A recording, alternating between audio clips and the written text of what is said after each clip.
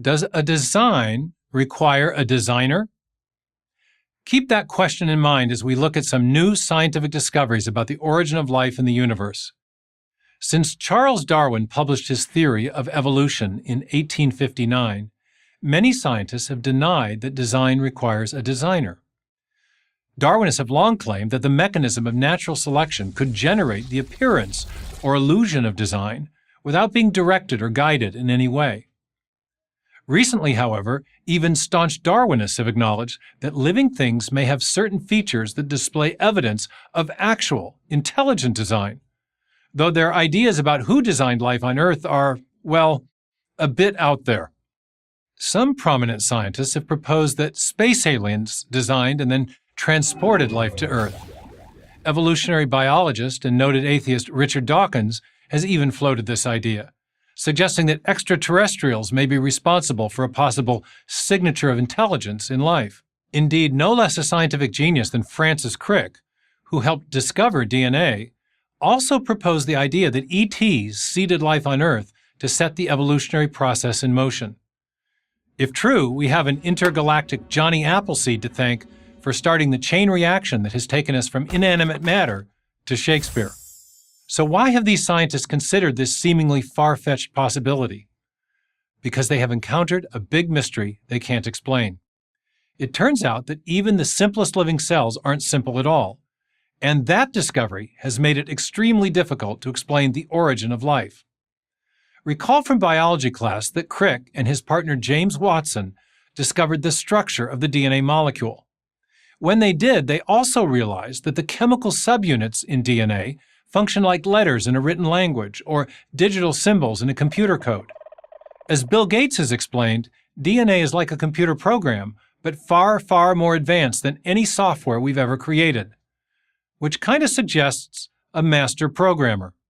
Could such an intelligent designer have been an alien, as Crick and Dawkins have suggested?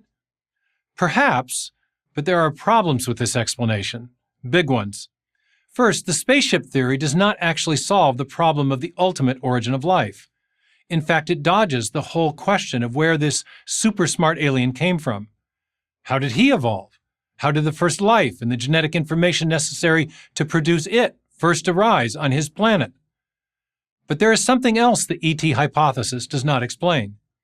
Modern physics has revealed evidence of design in the very fabric of the universe. Physicists have discovered that the fundamental physical parameters of our universe have been finely tuned, against all odds, to make our universe capable of hosting life.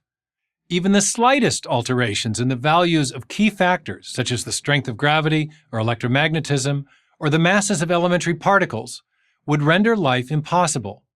We live in a kind of Goldilocks universe, where the fundamental forces of physics have just the right balance, and the properties of matter have just the right characteristics and configurations to make life possible. To illustrate this idea, the late Cambridge physicist Sir John Polkinghorne imagined a universe-creating machine with numerous dials, each representing some critical parameter. The various dials each have an almost infinite range of settings, yet all are set just right. Not surprisingly, Polkinghorne and many physicists have concluded that the improbable cosmic fine-tuning of our actual universe points to a cosmic fine-tuner. As legendary Cambridge astrophysicist Sir Fred Hoyle argued, a common-sense interpretation of the facts suggests that a super-intellect has monkeyed with physics to make life possible. Could this super-intellect have been an alien? Not a chance. Cosmic fine-tuning has been present from the beginning of the universe, and thus cannot be explained by any agent that arises after the beginning. Instead, fine-tuning is better explained by an intelligent agent outside the universe who could design its structure as a whole. To avoid this conclusion, some physicists have postulated another speculative hypothesis: the existence of a vast number of other parallel universes. This so-called multiverse idea portrays our universe as the outcome of a cosmic lottery, in which some universe-generating mechanism spits out billions and billions of universes, so many that our universe, with its improbable combination of life-conducive factors, would eventually have to arise. Yet advocates of the multiverse overlook an obvious problem. All such proposals, whether based on something called inflationary cosmology or string theory, postulate universe-generating mechanisms that themselves require prior, unexplained fine-tuning, thus taking us back to the need for an ultimate or transcendent fine-tuner or designing intelligence. Many of us call this intelligence God.